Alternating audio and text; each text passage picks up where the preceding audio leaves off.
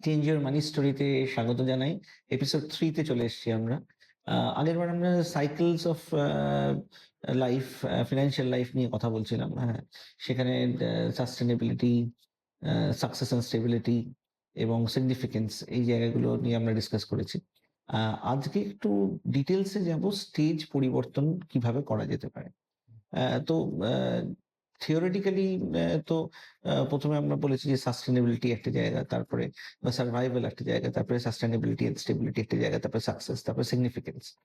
কিন্তু আ কিভাবে আমরা ওভারকাম করব সেটাই ইস ভেরি ইম্পোর্টেন্ট।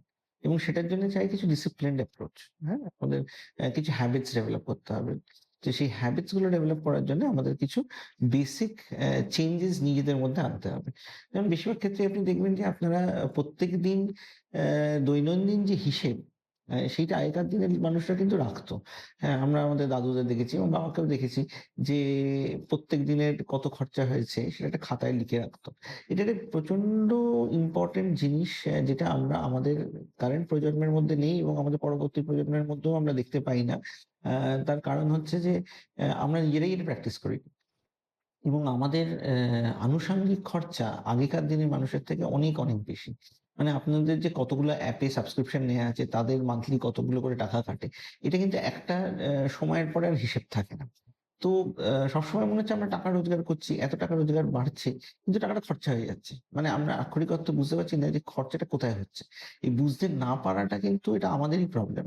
কারণ আমরা নিজেদের হিসেবটা নিজেরা ঠিক করে রাখছি না।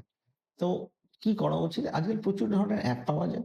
প্লাস আপনি কিছু না হোক একটা এক্সেল শিটে প্রত্যেক মাসের ১ তারিখে আপনি যদি আপনার আয়, মানে আপনার ব্যাংকে কত টাকা এলো, যদি আপনার মান্থলি সেলারিড হন বা আপনার ড্রয়িংস ফ্রম দ্য বিজনেস, মানে আপনি ব্যবসা থেকে কত টাকা তুললেন মাসের সংসার খরচার জন্য, সেইটার একটা আয় এবং ব্যয়ের হিসেব করেন, তাহলে আপনি অ্যাকচুয়ালি দেখতে পাবেন যে আপনার ফিন্যান্সিয়াল লিকেজটা কোথা থেকে হচ্ছে। মানে যেটা দিয়ে আপনি বুঝতে পারছেন না, সেই বুঝতে পারছেন না পরিস্থিতিটা থাকবে না।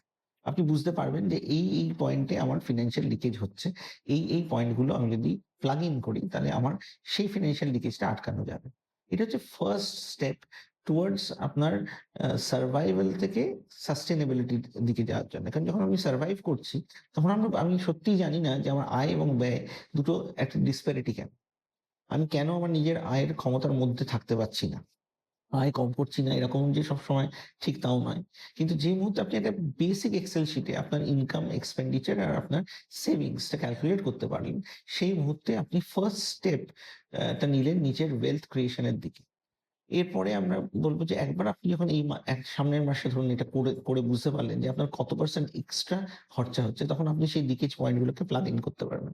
সেই লিকেজ পয়েন্ট গুলোকে প্লাগ ইন করলে আপনি তারপরে আরেকটা স্টেপ আপনি নিতে পারবেন। সেটা হচ্ছে 50-30-20 রেশিও। এই রেশিওটা হচ্ছে খুব বেসিক একটা রেশিও, যেটা আপনারা হয়তো প্রত্যেকদিন ইউজও করেন কিন্তু কনসিয়াসলি করেন না।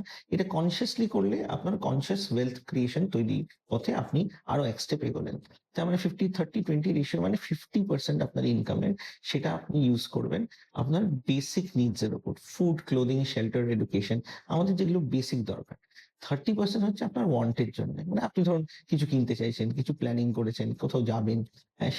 সেটা হচ্ছে আপনার 30% অফ দ্যা ইনকাম আপনি সেই খাতে ইউজ করবেন। আর 20% হচ্ছে আপনার সেভিংস। আপনি সেই টাকাটা ইনভেস্ট করবেন। এই দুটো প্ল্যানিং যদি আপনি ফার্স্ট স্টেপে ইমপ্লিমেন্ট করতে পারেন, তাহলে আপনি অনেকটা ধাপ এগিয়ে গেলেন। মানে এই দুটো স্টেপই আপনাকে নেক্সট ৪ টে ধাপ এগোনোর জন্য সাহায্য করবে। তো চেঞ্জ ইওর মানি স্টোরিতে দ্যা ফার্স্ট অ্যাকশনেবল ডিসিপ্লিন হচ্ছে ১, আপনি আপনার খরচা, আপনার আয়, আপনার ব্যয়, এই দুটো জিনিস এবং আপনার কোথায় এক্সট্রা খরচা হচ্ছে সেইটা আমরা মনিটারি লিকেজ বলছি। সেইটা আপনি আইডেন্টিফাই করতে পারছেন।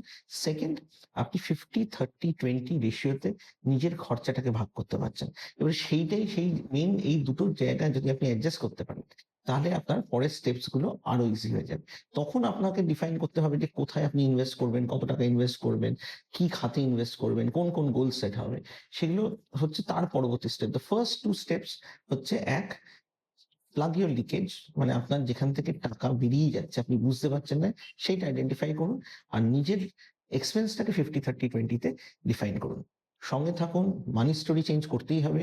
এবং মানি স্টোরি চেঞ্জ করলে আপনিও ওয়েলদি হতে পারবেন। অন্য লোক বড়লোক হচ্ছে ভেবে নিজের দুঃখ পাওয়ার কোনো কারণ নেই। নিজে ডিসিপ্লিনড হন, নিজের মানি স্টোরি চেঞ্জ করুন। পরবর্তী এপিসোডে আরো কিছু নতুন টিপস এবং ওয়েজ যেখানে আপনার মানি স্টোরি চেঞ্জ করতে হেল্প করবে সেটা নিয়ে আসছি। চ্যানেল সাবস্ক্রাইব করুন, লাইক করুন এবং শেয়ার করুন। সঙ্গে থাকুন। নতুন ways of changing your money story. আমাদের টাকার সাথে সম্পর্ক ভালো করার উপায়গুলো আমরা হয়তো নিজেরা জানি, কিন্তু আমরা ইউজ করছি না। সেই ইউসেজ গুলো আমরা যদি প্রত্যেকদিন করতে পারি, তাহলে আমাদের লাইফটাও অন্যরকম হতে পারে।